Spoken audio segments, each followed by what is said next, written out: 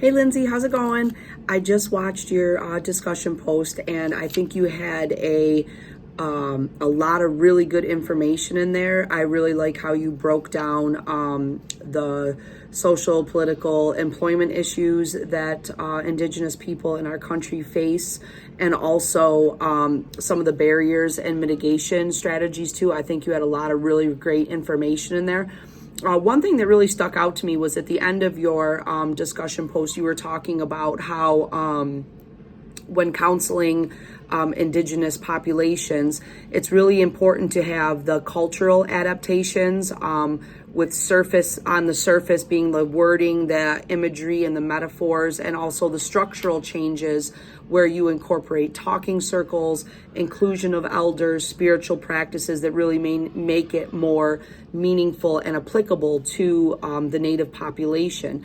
So that got me thinking about the article that I read for this discussion post, because it was based around a study that was done based on surveys that were given to many Indigenous people to find out what works for them and what would make counseling a better experience or something they would seek out more often.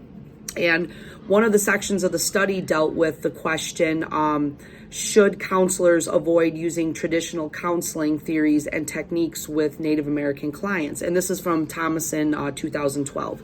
And overwhelmingly, 80%, the respondents said that counselors should not avoid using traditional counseling theories. However, also the majority said that it would have the greatest impact as a mixture of traditional counseling therapies with those adaptations to make it better and more useful for the Indigenous Native population. So it really goes along with what you were saying about how the mix of the two, where you use those traditional therapies, you mentioned CBT is one.